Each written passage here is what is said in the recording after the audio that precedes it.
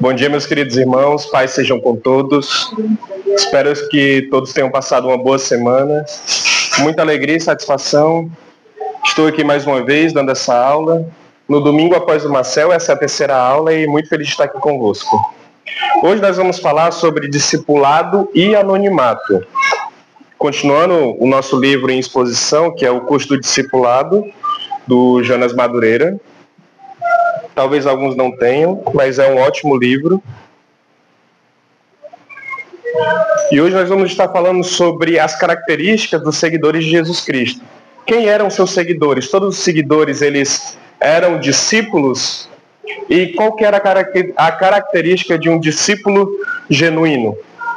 Muito bem, nós sabemos que dentre a gama de pessoas que seguiam a Jesus, nós podemos falar seguidores de forma genérica aqui, seguidores como todos aqueles que estavam indo com Jesus, estavam em movimento, estavam caminhando com Jesus.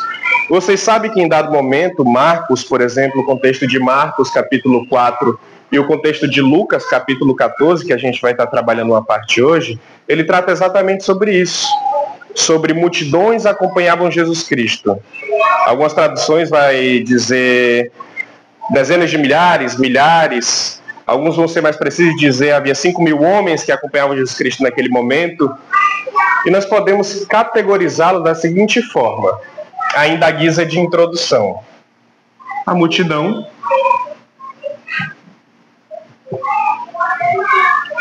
como sendo um círculo mais externo, e essa é a ilustração que vai estar no livro. Os discípulos. E, por fim,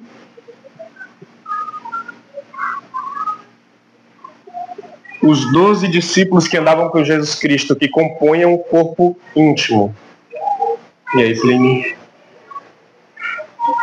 Dentro dessas três categorias, todos eles podem serem chamados genericamente, como eu disse, de seguidores. Todos esses são de fato seguidores de Cristo, mas a gente vai ver que cada um deles tem uma função no reino e no ministério de Cristo, o seu papel e a sua característica. Por exemplo, na aula de hoje nós vamos focar muito na multidão.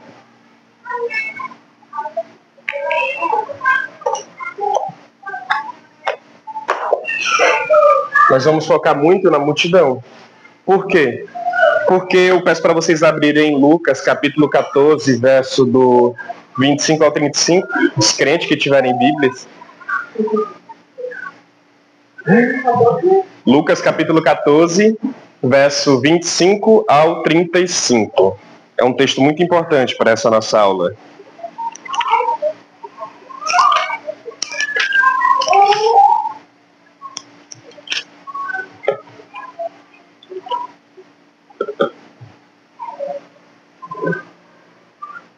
Pode estar lendo para a gente, Karen? Grandes multidões acompanhavam, e ele, voltando-se, disse: se alguém vem a mim, e não aborreça seu pai, e mãe, e mulher, e filhos, irmãos, irmãs, e ainda sua própria vida, não pode ser um discípulo. Qualquer que não tomar a cruz e vier após mim, não pode ser um discípulo. Pois qual de vós, pretendendo construir uma porta, não se atenta primeiro para calcular a esquerda, para não suceder que, sendo lançados no alicerces e não poderem acabar, todos os que vieram, seguidos vão dever, dizendo: este homem começou a construir e não pôde acabar. O qual foi o rei, indo para combater outro rei, não conseguiu primeiro para calcular, também o homem poderá enfrentar o que vem contra ele, com 20.000. Caso contrário, estando outro ainda longe, envia-lhes uma chama, segundo condições de paz. Assim, pois, todo aquele que dentre vós não renuncia a tudo quanto vem, não pode ser um discípulo. Até o 35. Estava certamente bom. Caso, porém, estou em seguida, como restaurar no caminho, nem presta para a terra, nem mesmo para a cultura. Manda-me fora. Quem tem ouvidos para ouvir, ouça. Perfeito. Então esse vai ser o nosso primeiro ponto. Por que Jesus Cristo, ele citou essas parábolas? Por que ele começou a se dirigir à multidão? É porque ele estava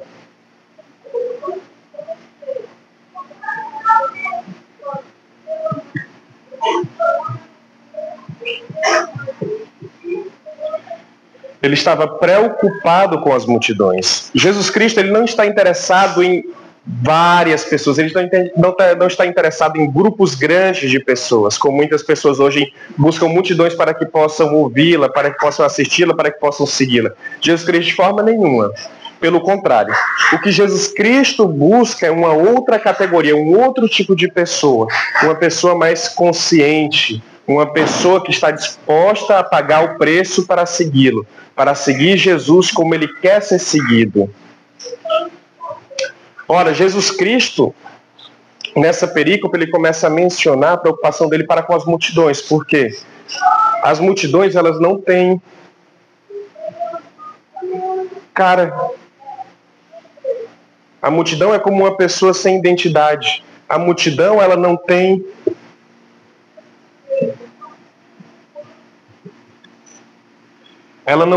consciência do custo de seguir a Jesus Cristo. Que tipo de pessoa estava na multidão? Simpáticos ao ensino de Jesus Cristo, ao ministério dele, pessoas que estavam curiosas, pessoas que meramente queriam ver o que é que estava acontecendo de mais novo ali em Jerusalém, ali na comunidade de Israel, mas não necessariamente estavam comprometidas com Cristo.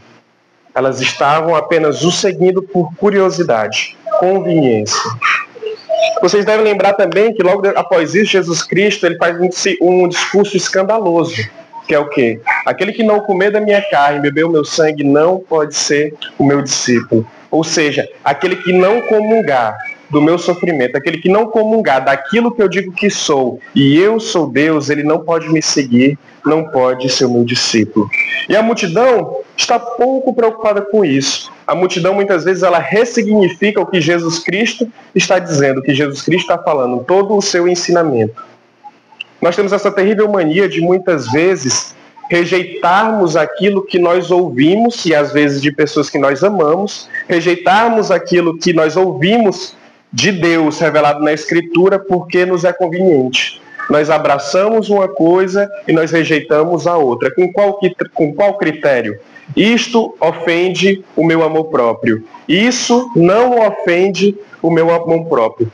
Então eu começo a viver o princípio da autonomia. Eu me autorregulo. A partir de mim, eu defino o princípio normativo do que é certo e do que é errado.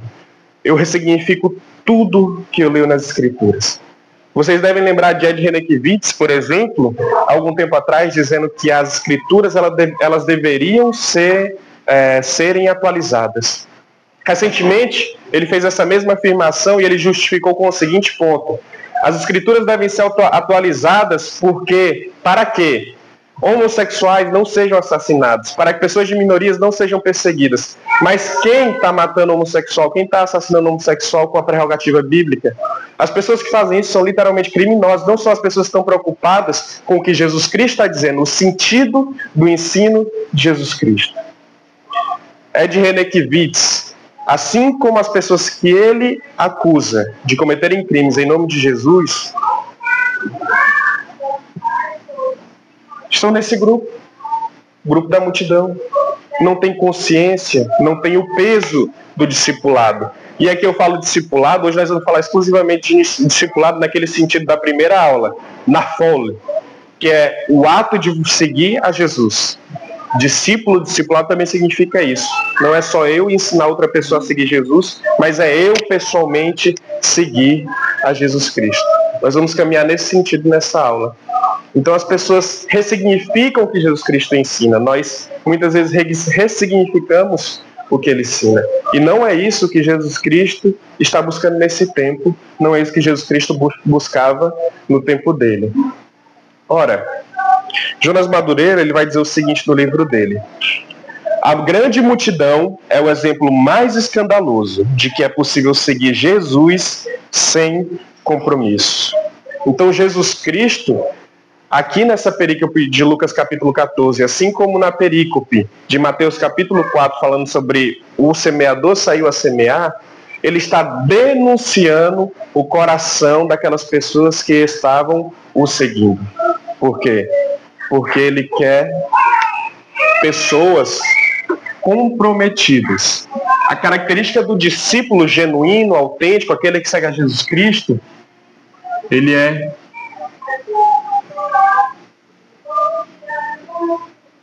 comprometido. Mas em que sentido? No sentido de ver a igreja, de vir à igreja todo domingo, de participar das reuniões de oração, de participar da EBD, ser um aluno, ser um professor, ser um seminarista, um pastor, um paroquiano?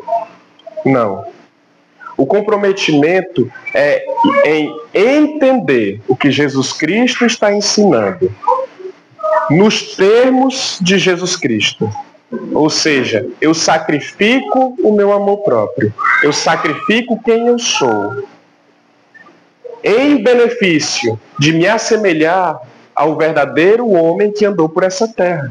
Jesus Cristo, nosso Senhor e Salvador. O único homem de verdade que pisou nessa terra.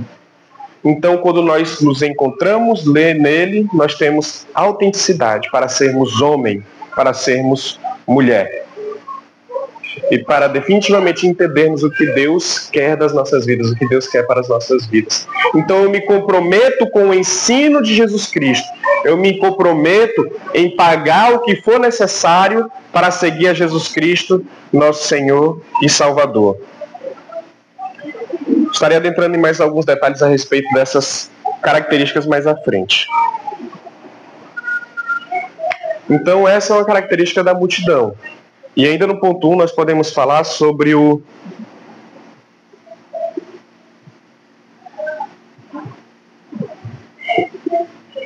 anonimato.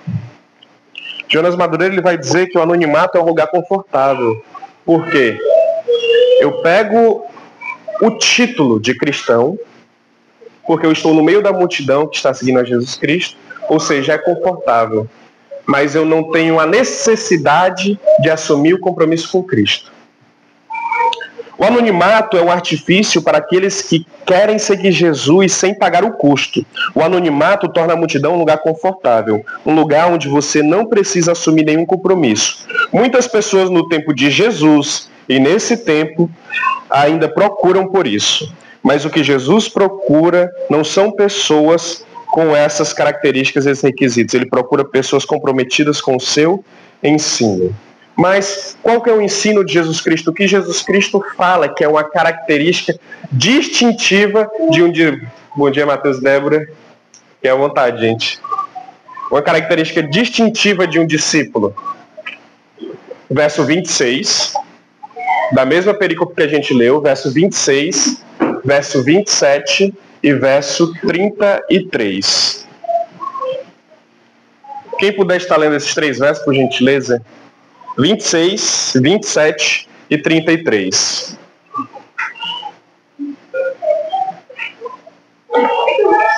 Do mesmo capítulo, verso 26, 27 e 33. Então, entendo, não rejeitem seus pais, mães, mulher, filhos, irmãos, nem da sua própria vida, não pode ser meu discípulo. Qualquer que não tomar a sua cruz ou vida, não pode ser meu discípulo. Assim, pois, como aquele que dentro do vosso não conhecia tudo quanto tem, não pode ser meu discípulo. Muito obrigado, Karen. Alguém lembra desse termo nas nossas aulas de teologia sistemática? Especialmente quando nós estávamos falando a respeito de novo nascimento.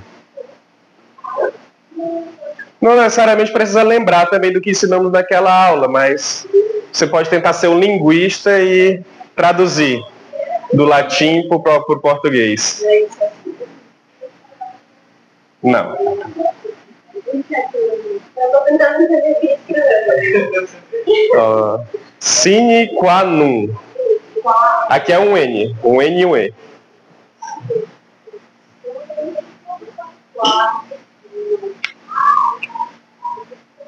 Não é nativo anônimo? Não.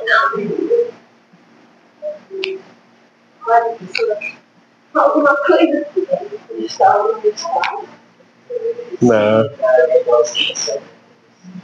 Isso. Você matou o sentido. É 100.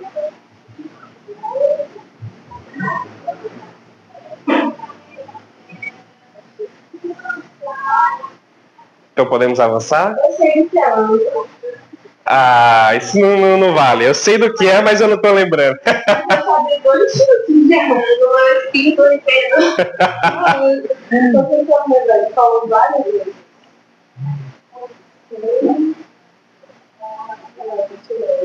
Perfeito. Esse é o termo latino que fala sobre condições sem a qual não eu posso ser alguma coisa. Então, sine qua non é sem a qual não. Sem a qual não o quê? Sem a qual não eu posso ser um discípulo. São condições que me caracterizam como um discípulo genuíno. E sem elas eu sou apenas, o que nós falamos lá, a guia de introdução, seguidores. Genericamente seguidores. Pessoas que estão em movimento com Cristo, mas não assumem um compromisso e ressignificam o seu ensino. Para ser um discípulo precisa de quê? Verso 26. O conceito do que está no verso 26. Não, você é primeiro, vai ser Uhum. Isso requer um certo tipo de amor. Você negar o que você é, você negar sua família, seus parentes, seus amigos, para seguir a Jesus Cristo. Um certo tipo de amor. Verso 27. E levar a sua cruz.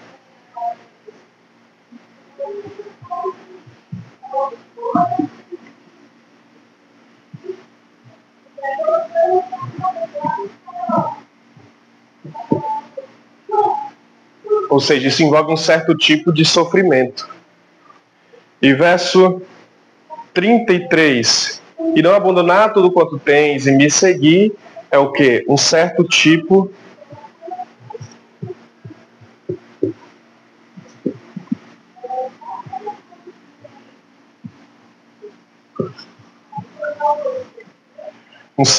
de desapego. Essas são as 3 características de um discípulo genuíno. São as características de alguém que Jesus Cristo está buscando, Jesus Cristo está procurando. O seu ensino vai envolver um certo tipo de amor. Por que eu coloquei um certo tipo nessas 3 características? Porque não é como o mundo entende. É como Jesus entende. E a gente sabe que Jesus Cristo, sendo verdadeiro homem, ele não ressignifica o que há no mundo, mas ele de fato ele dá o significado. Ou seja, o que nós vamos tentar fazer nessa aula é falar sobre o que de fato é amor, o que de fato é sofrimento e o que de fato é desapego.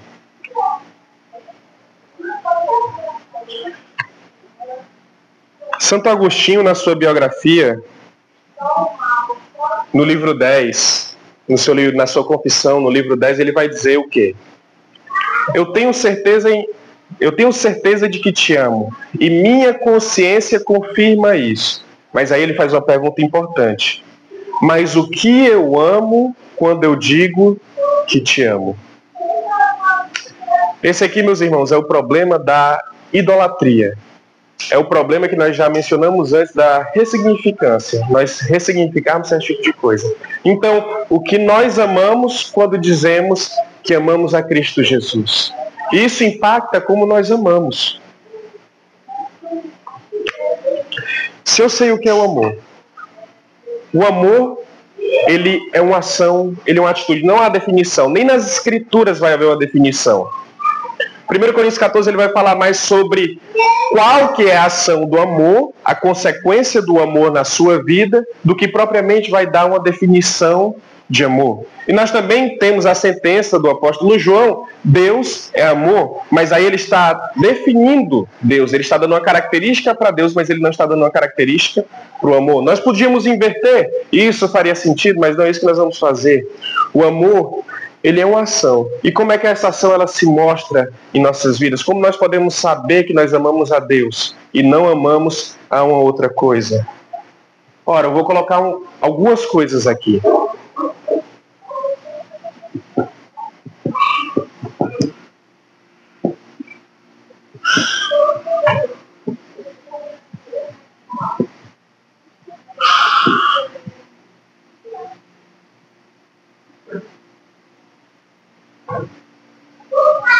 Gatos. Gatos é um forte concorrente.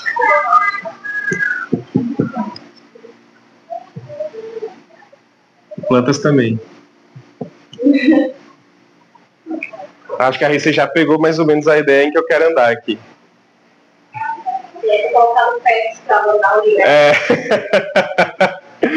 Se eu digo que eu amo a Jesus Cristo, eu amo como Deus. Eu amo como homem.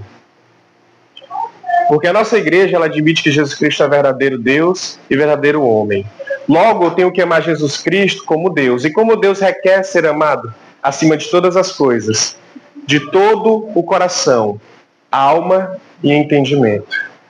Logo, eu não posso amar Jesus Cristo como eu amo minha família. Não posso. Se eu amo a minha família, se eu pratico mais ações de amor pela minha família do que para o próprio Jesus Cristo, isso significa que a minha família ela se tornou um ídolo. Que o meu projeto particular de ter uma família homeschooling, de ter uma família cristã, piedosa e tal, e se eu não tiver isso, eu não sirvo para nada, eu não consigo mais ter fé em Deus, eu não sigo mais a Deus, se Deus não me der uma família nesses moldes que eu imagino. Eu falei ideal para mim, tá bom, gente? Mas vocês podem ter outro ideal. Se eu não tiver uma família cujos filhos vão estudar na melhor escola particular que eu puder pagar, se eu não tiver uma família trabalhando em home office, dentro de casa, para poder dar atenção para ela, eu não vou ter fé em Deus, minha fé vai ser abalada. Então isso significa que você tem um ídolo no seu coração. Você está amando uma outra coisa acima de Jesus Cristo. Então você não está vivendo esse tipo de amor. Se eu amo mais o meu cônjuge, eu pego e oro a Deus constantemente. No nosso tempo de algumas amigas nossas era comum, né?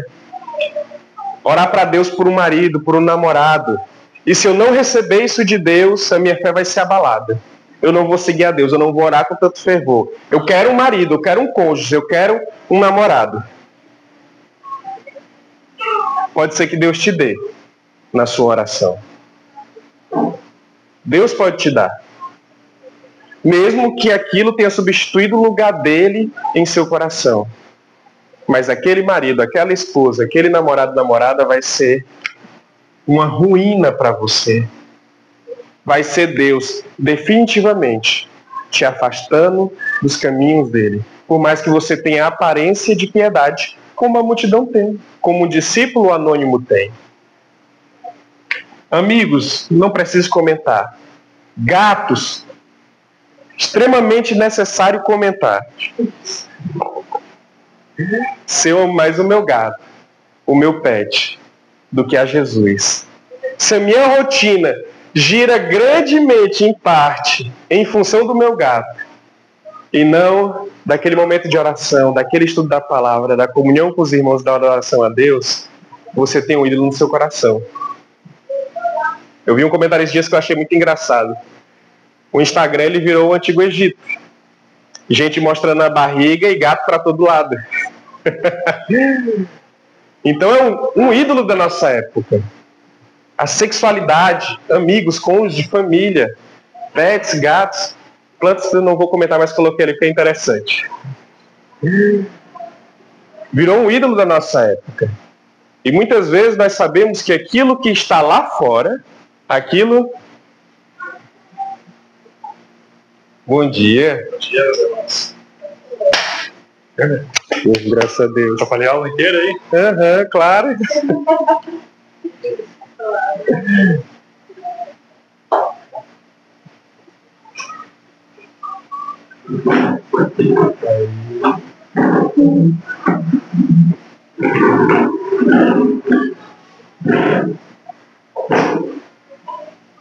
Perfeito. Então isso ficou claro para todos? Alguém quer comentar alguma coisa? Perfeito. Então vamos adiante. A fé em Cristo Jesus, o compromisso com o Naphtali, o discipulado de Cristo Jesus, ele envolve um certo tipo de sofrimento. Mas é qualquer sofrimento? Um exemplo. Eu advogo a causa, que não é uma causa ruim, pelo contrário, é uma causa muito boa, das pessoas terem mais filhos. Eu advogo isso. Não estou falando isso porque a gente conversa sobre isso, viu, Luana? Né? Foi coincidência falar disso bem na hora que a Luana chegou. Sobre ter mais filhos. Mas a partir do momento que eu começo a sofrer oposição, rejeição e certa atitude rudimentar das pessoas, ou até as pessoas começarem a me ignorar por conta desse ponto, eu não posso alegar, eu estou sofrendo por causa de Cristo. De forma nenhuma, não. Você está sofrendo por causa de um projeto político e pessoal seu. Não por conta de Cristo. Ah, mas Cristo Jesus, ele defende isso. As Escrituras falam sobre isso. Fala. Mas o que é central nas Escrituras? Jesus Cristo ou que as pessoas tenham mais filhos? Jesus Cristo. Então, é o sofrimento que decorre da anunciação do Evangelho do nosso Senhor e Salvador Jesus Cristo. É o sofrimento que decorre de eu ter uma atitude ilibada perante o mundo, vivendo como um cristão, um discípulo, segundo os termos de Jesus Cristo. O exemplo de Daniel, por exemplo, pessoa ilibada, começou a sofrer perseguição por conta do Deus a quem ele servia. Hostilidade e violência por conta do Deus a quem ele servia. Por causa da atitude ilibada dele, por causa dele seguir Deus nos termos que Deus tinha colocado na Torá. A partir do momento que eu sofro perseguição por conta dessas coisas, que eu carrego esse sofrimento, esse estigma comigo, aí sim, eu estou vivendo o tipo certo de sofrimento. Então, de fato, é o sofrimento de um discípulo de Jesus Cristo. O discipulado, ele também envolve um certo tipo de desapego. Mas que desapego é esse? É o desapego franciscano? É o desapego de um eremita que, com o intuito de se introspectar e encontrar uma resposta, uma revelação interior, ele vai para o deserto, abandonando todas as riquezas para que ele não venha ter uma distração? Definitivamente não. Os franciscanos, por exemplo, dentro da Igreja Católica, a escola da Igreja Católica defende que nós temos que fazer um voto de pobreza para seguir Jesus Cristo da forma que ele quer ser seguido. Mas isso é verdade? Nós sabemos que não. No livro de Atos é revelado que muitas vezes a igreja primitiva era mantida pela mão de quem? Pela mão de viúvas ricas e convertidas, pela mão de homens ricos e piedosos, que em muitos momentos estavam lá injetando grana na igreja primitiva. A gente sabe que o grande boom da igreja primitiva, no século III, século IV, foi justamente quando teve a mudança. Em que Clétis, me ajuda nisso aí. Aqueles prédios governamentais, que eles faziam julgamentos. Isso.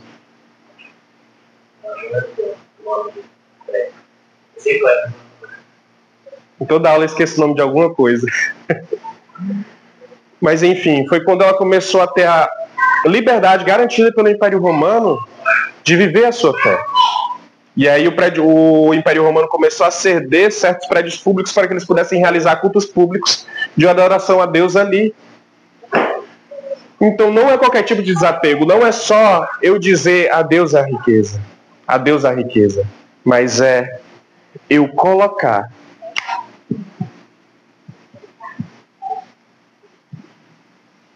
as coisas acima de Jesus. Teve um exemplo que eu usei muito tempo atrás a respeito de como Deus se encarnou nessa terra. As grandes pessoas admiráveis hoje em nossos dias são os grandes magnatas, os mega bilionários, Elon Musk, Bill Gates, quando estava vivo, Steve Jobs, o cara da finança, eu esqueci o nome dele, que ele tem vários livros publicados falando a respeito de investimento, Warren Buffett. Isso, perfeito. Isso, Jeff Bezos da Amazon. Então essas pessoas que todo mundo admira, que toda vez que essas pessoas colocam alguma coisa no X, todo mundo vai lá e comenta. A galera conservadora, a galera cristã. Mas o curioso, meus irmãos, é que quando Deus encarnou nessa terra, ele encarnou não na forma de um magnata, de um mega empresário bilionário, ele encarnou na forma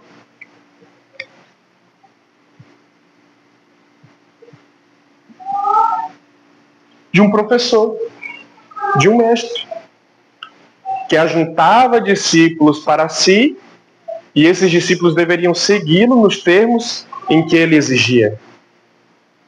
Então nós temos que, às vezes, parar e realinhar alguns objetivos da nossa vida, que nem eu coloquei aqui.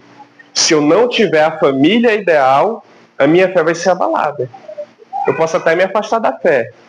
Eu vou começar só a ir para a igreja, não vou mais orar, não vou ver mais a piedade pessoal. Se eu digo que eu só vou seguir a Deus, temer a Deus e amar a Deus, se eu tiver certo tipo de coisas, então essas coisas definitivamente assumiram o lugar de Deus. Mas isso é falando sobre amor, né?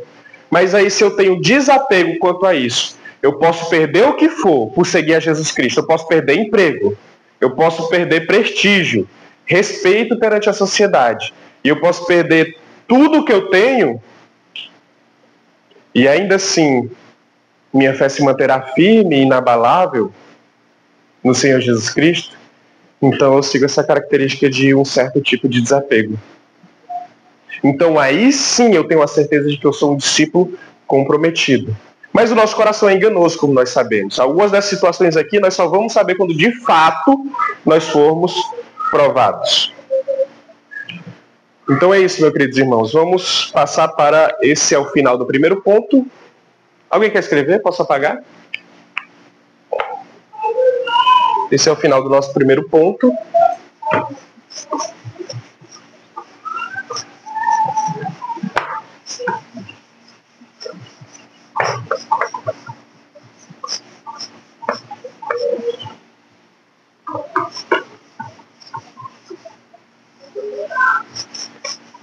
E nós vamos passar para o segundo e último ponto.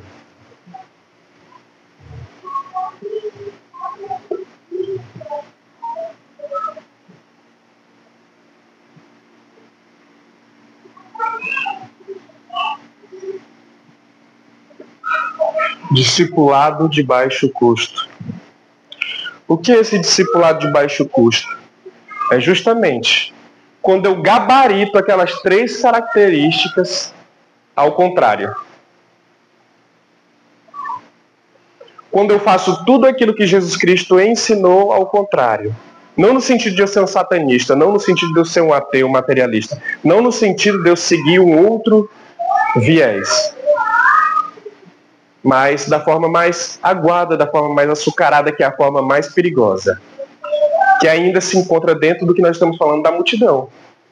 Ou seja, são as pessoas que seguem Jesus Cristo fisicamente, estão em movimento com Jesus Cristo, estão dentro da multidão que está lá seguindo Jesus Cristo, ouvindo Ele por curiosidade, mas que não assumem o compromisso, não assumem o custo e nem sequer têm consciência do custo. Qual que é esse discipulado? É quando, por exemplo,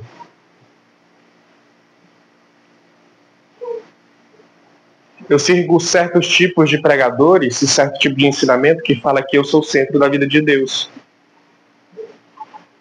Que tudo que eu quiser, tudo que eu sonhar e tudo que eu tocar, Deus vai me dar. Como o pregador recentemente falou, essa semana.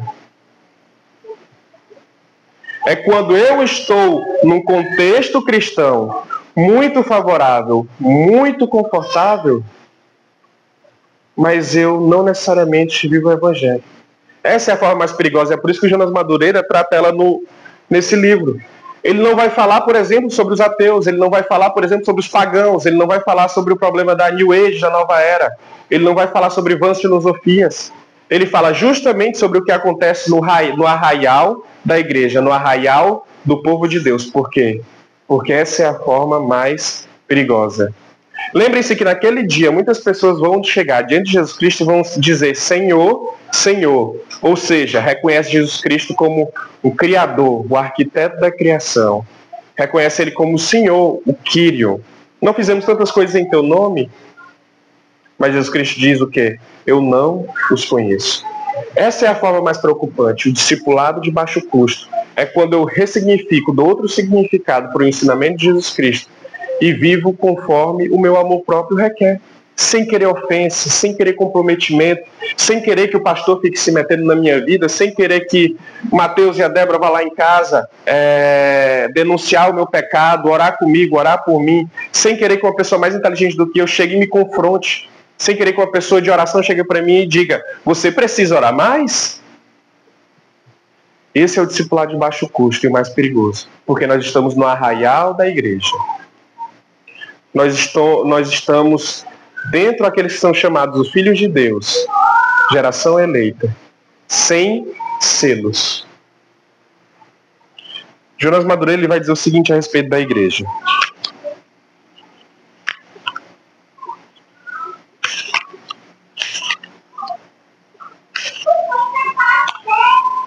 A igreja verdadeira não é uma multidão que simplesmente segue Jesus, mas a reunião de todos aqueles que seguem Jesus nos termos de Jesus.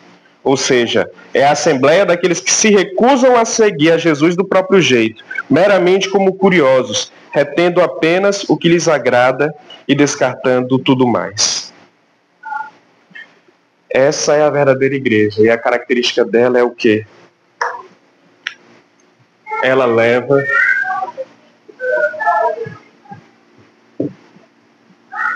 leva Jesus a sério. Ela leva o ensinamento de Jesus a sério. Então é isso, meus irmãos. Alguma dúvida? Algum comentário?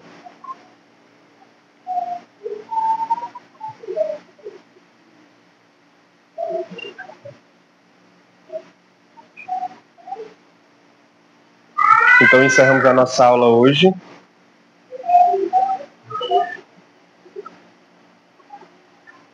Pode fazer a oração final, Luana? Ruth, pode fazer a oração final?